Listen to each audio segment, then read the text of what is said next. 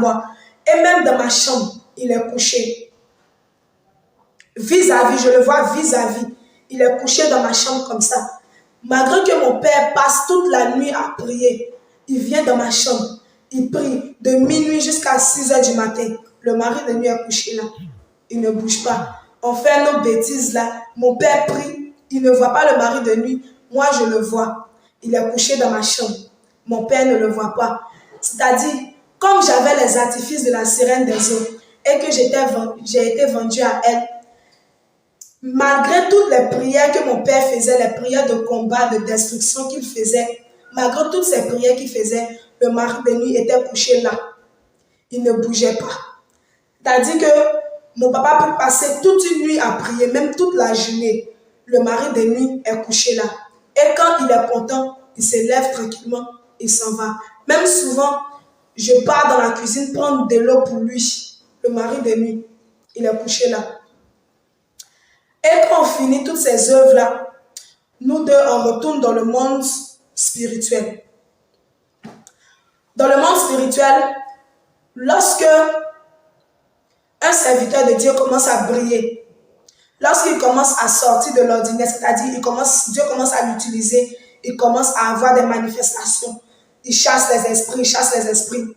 Moi, on m'envoyait pour aller l'envoûter. Même si ce n'est pas moi, c'est ma cousine. On part l'envoûter, même si on ne va pas physiquement comme ça se montrer à lui.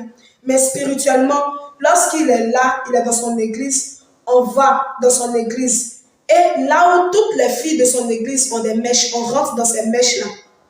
On se calme dans les mèches de ces filles qui sont dans son église et on commence à l'envoûter. On commence à l'attaquer. On commence à l'attaquer. Vous savez que souvent les hommes de Dieu sont là et puis ils toussent.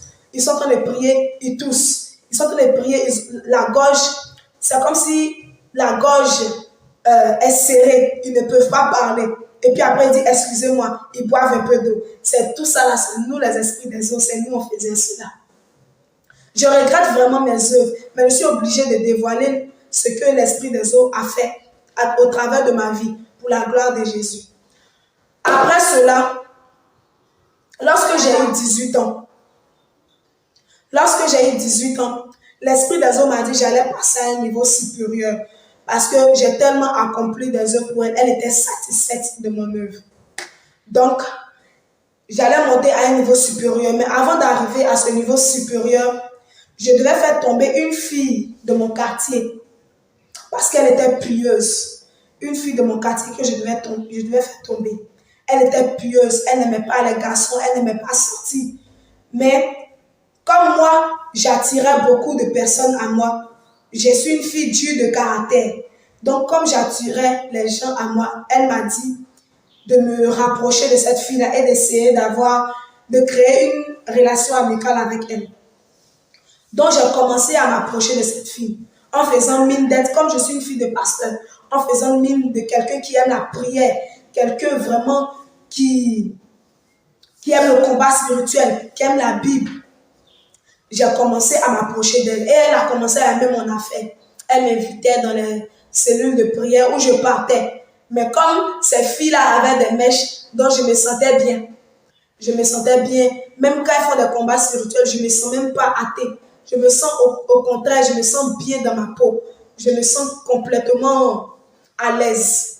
Donc, pendant ce temps que la fille me prenait pour son amie, je faisais compte à la sirène des eaux de ses faits et gestes parce que je partais partout avec elle. Je lui rendais compte. Elle m'a dit que ce n'est pas suffisant, qu'il faudrait qu'elle tombe dans le péché. J'ai tout fait, la fille n'est pas tombée dans le péché. J'ai envoyé même mes camarades garçons que je sais qu'ils ont l'argent, tout ça. Ma camarade n'est pas tombée dans le péché. Moi et ma cousine, on est retourné voir la sirène. Et on a dit, ah maman, parce qu'on l'appelait maman, on a dit, ah maman, que celle-là, on est fatigué d'elle. Elle dit qu'elle s'est mise dans une colère noire. Elle dit, comment nous on peut échouer? Que elle, là, ses enfants n'échouent jamais. Ses enfants n'échouent jamais. Que si nous on échoue, elle nous tue.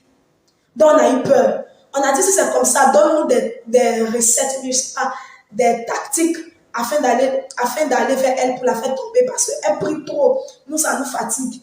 À chaque fois qu'on va